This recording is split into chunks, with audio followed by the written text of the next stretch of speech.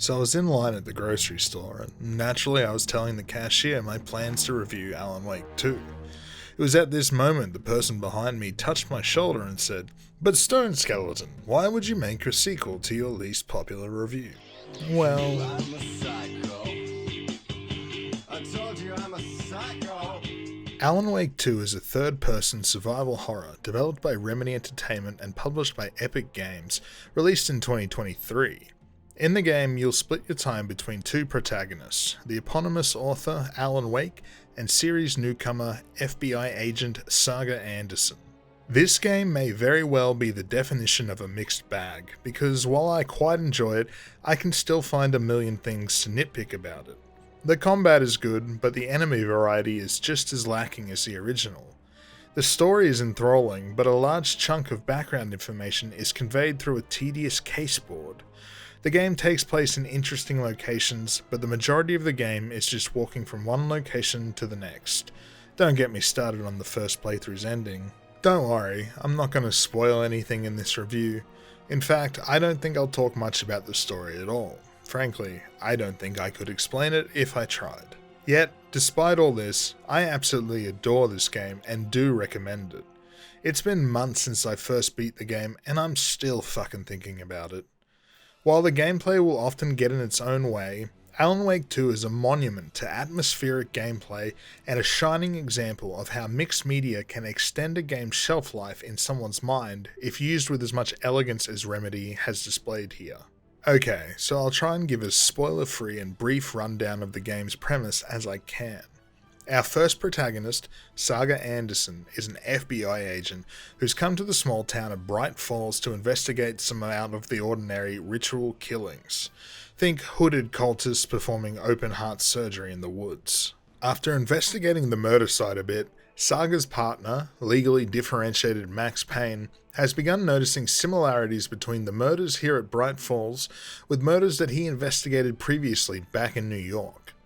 The murders in New York were a special case though, as they closely resembled murders from a series of popular crime fiction novels written by one Alan Wake. No one thinks Alan has anything to do with it. How could he? He's been missing for 13 years. Where has our hero been? Well, he's trapped inside somewhere called the Dark Place, which manifests itself as a grimy city block in New York. In this dark place, Alan has been furiously poking and prodding at the seams of his new reality, desperately trying to find a way back to the quote-unquote real world and reunite with his wife Alice. Anyway, that's a very basic, spoiler-free setup for you. Saga wants to solve murders, Alan wants to escape the nightmare realm he's trapped in. Personally, I am a huge capital A Alan fan, so the idea of splitting my time with a new protagonist was a little iffy to me. But Saga ends up being a seamless addition to the story. She's smart, confident, and almost talks to herself as much as Alan does. Seamless doesn't mean perfect though. She fits into the story like a glove, but at the same time she's unremarkable as a character and didn't add much for me. I know a lot of people found Alan to be a bit much in the first game with his depressive attitude and constant whining, so perhaps Saga was designed to counterbalance him with a bit of level-headedness. So in that sense, Seamless is the best I could ask for. I wouldn't take Saga or the ability to play as her out of the game, as the dual perspective enhances the story and allows us to cover much more ground than if we were only to play as Alan. For gameplay, I'll first talk about what both characters have in common and then talk about their differences afterwards. First and foremost, this game is a third-person shooter, with the closest comparison being the Resident Evil 2 remake. That is to say, the shooting actually feels pretty good here. The problem is that it seems Remedy has done a 180 on their design from Alan Wake 1 and Control. In those games, the problem was too many encounters and not enough encounter design. The problem here is too few encounters with, well, not enough encounter design. To make sure we're on the same page here, my concept of encounter design is a combination of level design and enemy mix-ups to make encounters feel exciting or special. There is none of that here, with enemies being thrown at you seemingly at random, and they're always just dudes. Sometimes they're fast dudes, or heavy dudes, or dudes with 20 arms, but they're always just dudes. The thing is, I had a good time shooting them despite the lack of variety, so it's a shame that the combat is so far and in between. To go with this, there are like 4 weapons in total in the game, so there really isn't much replay value to sink your teeth into. It's almost as if Remedy felt that too much combat would take away from the artistry of the game, and maybe they made the right call there, but I just wish they had a bit more confidence in the combat engine they have going here. I predict that, like Alan Wake 1, the DLC for this game will include more combat than in the base game. But unlike Alan Wake 1, more combat is something I actually want here. In my experience, the game plays better with a controller, but that may just be me. I tried playing the game with a mouse and keyboard a few times, but found the aiming felt off. Also, some of the enemies move stupidly fast, which makes them hard to track without some form of auto-aim. The other thing you'll be doing as both characters is exploring the environments for clues and collectibles. The world of Alan Wake 2 is extremely rich and highly detailed. An absolute joy to exist in, and the reason I still have this game installed to this day. The places you go and see are pretty railroaded though. This is one of the games where a knee-high log will stop you dead in your tracks. Exploring a level in Alan Wake 2 gave me a similar feeling to entering a new area at an amusement park, like Disneyland specifically. The NPCs will generally be standing in place and light up when the player gets near. This gives an unnatural feeling to the town, which may or may not have been intentional, but it does result in some noise pollution of 2 characters speaking at the same time, which is annoying because I want to hear it. Both Saga and Alan have their own respective collectibles to find in the world. Saga has lunchboxes with lore tidbits and upgrade materials, and Alan has Words of Power, which he can shine his torch on to gain upgrade materials. This system feels kind of weird and tacked on, as if they're only there because other games have upgrade systems. The upgrades themselves aren't very interesting either, none of them actually changing how you play the game, just stuff like 20% more damage or extra damage to stunned enemies, shit like that. I'm pretty sure you can't get all the upgrades in one playthrough, which is the game signaling it wants you to go at least once in New Game Plus.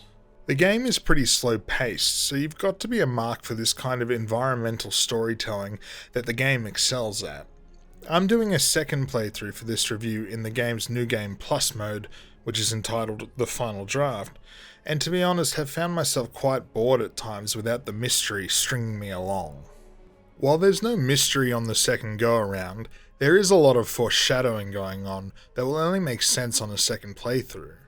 There is extra content added, but only cutscenes and small alterations to existing scenes. No gameplay content, so unless you're a big Alan fan, which I am, I'd probably just watch the extra stuff on YouTube.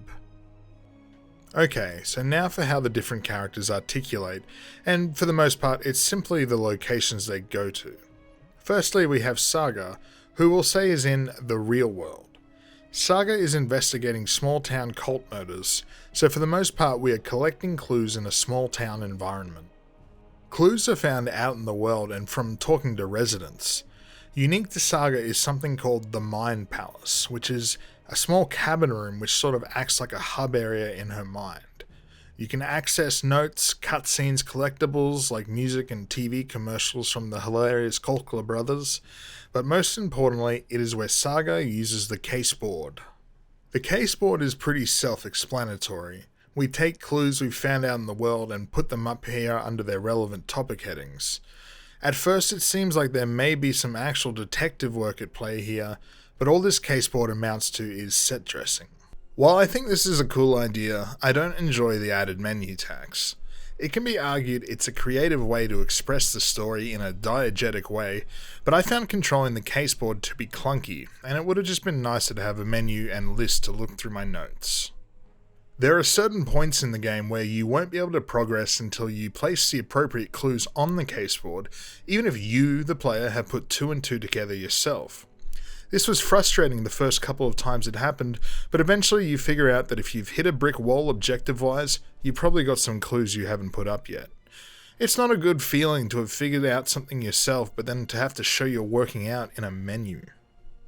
I know a lot of Big Al fans will crucify me for this opinion, but I just don't think it's a fun mechanic. I found Saga's chapters to be more about exploration more than anything. I also found them to be a little dull, but that might just be the bias I have. I'm here for Alan. I want Alan content. When Alan wasn't on the screen, I'll admit I was constantly asking my girlfriend, "Where's Alan?" Well, Alan is in The Dark Place, and his sections play largely the same as Saga's, with one key difference. Instead of a caseboard, Alan has a storyboard. You see, The Dark Place is a dream realm that is affected by art created in it. Alan is an author, and thus has gained the ability to influence his environment through his writing. This manifests itself gameplay-wise into rudimentary puzzle solving, where you're able to change certain sections of the level by changing the story, so to speak. Say the kitchen scene of the level is set to FBI agent investigation, but has an impassable door. Well, by going into the storyboard and changing the current set dressing to another one, it'll change the environment in real time, revealing the door to go ahead. Presentation-wise, this is cool, but like the caseboard, is more of a novelty than additive to the overall gameplay experience. I enjoy this mechanic more than the caseboard though, as it's simpler to use and isn't as time-consuming. Alan also has access to the lamp, which he can use to capture and release light into other light bulbs. In The Dark Place, light can also change your environment, adding another small but basic element to the puzzle solving.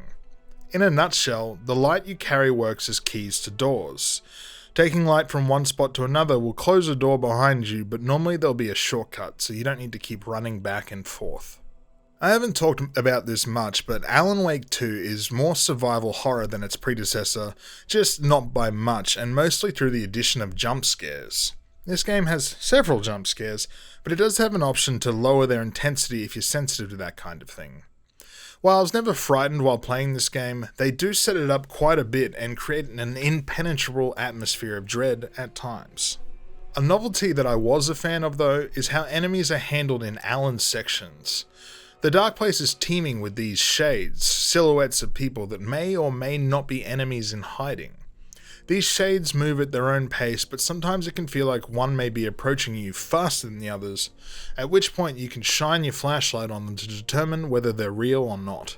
If they're not real, the shade will dissolve into the air after a few seconds of you shining your torch on them, but if they are real, it begins the process of removing the darkness from them so they become susceptible to your attacks. Flashlight batteries are limited, so you can't just shine your torch willy-nilly all the time or risk running out. This adds some real tension to exploring The Dark Place. A way I don't think this game is really survival horror is the game's economy. Ammo and healing items are plentiful, with the exception being the game's mediocre as hell boss fights, which are weird about ammo spawns. There's one fight in particular that really got under my skin. When you get to the boss fight for the first time, ammo will spawn very close to where the boss does, ensuring you have enough for the fight. But if you fail and start again at the checkpoint just before the boss, the ammo doesn't spawn the next time. The plentifulness of the ammo isn't a knock on the game though, of course, just an observation on how Alan Wake 2 is half-half survival horror light and walking sim. Presentation-wise is where Alan Wake 2 takes home all the awards. The game is gorgeous, beautifully drawn, and incredibly immersive. You've been watching the video though, you know the game looks good. The thing that makes Alan Wake 2 so unique is how it blends other forms of media into the picture, primarily with its live action sequences and use of music. I can firmly say that if it wasn't for the combined awesome performance of, I'm gonna slaughter this, Ilka Villi and Will Scarlett O'Hara, aka Matthew Peretta, I wouldn't be as infatuated with the series as I am now. Everything about the live action sequences are just wonderful and a true achievement for the game. Sometimes when people are talking about this game and they don't want to spoil things, they'll refer to a certain section as that level. And even if the rest of the game sucked, it is almost all worth it just for that level. Without spoiling anything, it blends gameplay and FMV in a way that I've never seen before in a video game, and makes for a truly transcendent gameplay section even though what you're doing in the level isn't remarkable. This ties into the music the game has, with the game having a resonant house band called the Old Gods of Asgard, music and portrayed by Finnish band Poets of the Fall. Shoot me now, because I just personally think they're a bad band, and I also think Old Gods are a bad band. But I fucking love the song The Herald of Darkness, I love the Happy song, I love all the songs from Alan Wake. The unedited version of Herald of Darkness is like 14 minutes long, and I'm not ashamed to say that I know all of the words. Sometimes it's not the quality of the artist, but how effectively it's used, and this game, more than any other of Remedy's, is by far the most effective. I'd be remiss if I didn't mention the other scene stealer here, Sam Lake and James McCaffrey as Saga's partner, Alex Casey. These two absolutely nail it whenever they're on the screen, and is a true joy of the game. Unfortunately, James passed away shortly after the game's release, so rest in peace to the legend that most of us know as the voice of Max Payne. Look, reading this back, and it seems like I've been pretty harsh on the game, and it's because I think you need Vaseline smeared all over your glasses not to see its fault. But this game is more than the sum of its parts, and I just so happen to have that sweet, sweet Vaseline. While I've got my problems, Alan Wake 2 went down super smooth for me. My first playthrough took 17 and a bit hours, and I played it over the course of a week, which is to say that the game ate up most of my free time over that week and kept me engrossed the entire time. I'm still engrossed with it, but I'm more interested in thinking about it than actually playing it. I've been really enjoying going through my footage and watching scenes I may have forgotten about, but that's because I played it once already. Alan Wake 2 is a unique game experience that I think is definitely worth playing despite its flaws. And thanks for watching, and I'll see you next video.